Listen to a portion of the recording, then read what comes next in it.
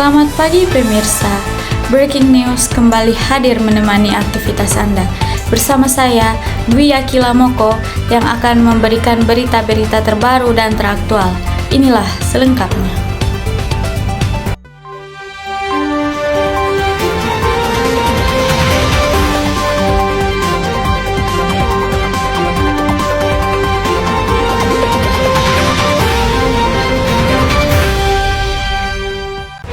Sampah padat merupakan bahan buangan yang berwujud padat, dapat terdiri dari berbagai sampah organik, sampah anorganik, dan sampah spesifik, atau sampah yang memerlukan pengelolaan khusus karena sifat, konsentrasi, dan volume bahannya. Sampah padat merupakan salah satu jenis sampah yang dilihat atau dikelompokkan berdasarkan wujudnya. Sampah padat juga dapat berupa sampah sisa kegiatan rumah tangga, tidak termasuk tinja atau urin, kotoran manusia, dan limbah cair, hasil kegiatan industri, segala aktivitas domestik, dan sebagainya yang bersifat kering serta tidak dapat berpindah dengan sendirinya kecuali dipindahkan. Umumnya, masyarakat hanya menyebutkan sampah saja, tidak menyebutkan secara spesifik jenis sampah tersebut. Hal ini karena sampah padat merupakan salah satu bentuk sampah yang paling sering dijumpai, sehingga masyarakat beranggapan bahwa yang dikatakan sampah hanyalah sampah berwujud padat. Sampah padat ini dianggap sebagai salah satu jenis sampah yang cukup penting dan menjadi perhatian di seluruh dunia, karena paling mudah ditemukan. Sampah padat tidak hanya ditemukan di daratan saja, namun sampah padat juga dapat ditemukan pada ekosistem perairan.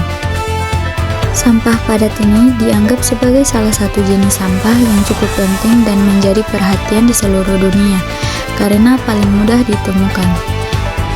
Jenis sampah padat tergantung dari jenis material yang dikonsumsi. Jenis sampah padat dapat dibedakan menjadi dua, sampah organik dan sampah anorganik.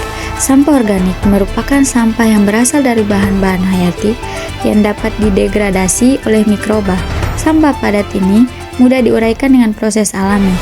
Sampah padat organik sangat mudah diuraikan secara sempurna dengan proses biologi, baik aerob maupun anaerob.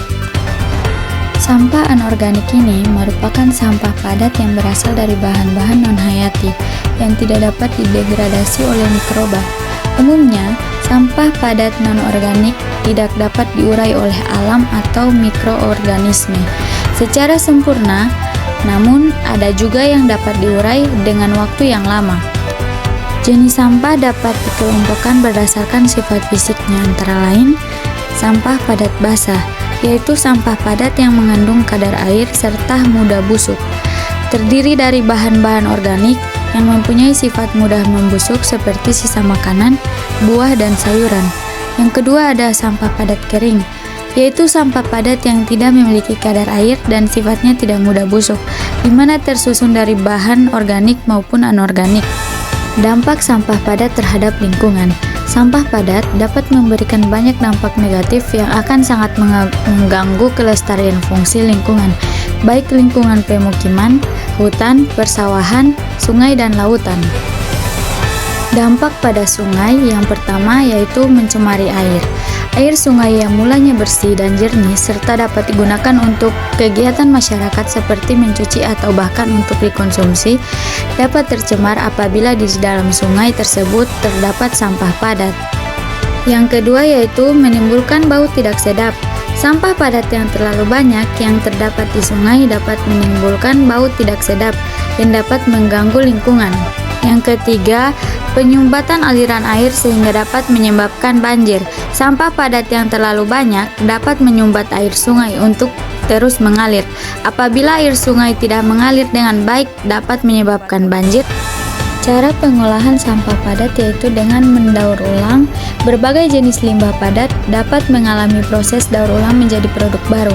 Proses daur ulang sangat berguna untuk mengurangi timbunan sampah karena bahan buangan diolah menjadi bahan yang dapat digunakan kembali. Proses pembakaran sampah padat merupakan salah satu proses pengolahan limbah padat yang menggunakan api untuk menghilangkan massa limbah padat atau sampai menjadi debu.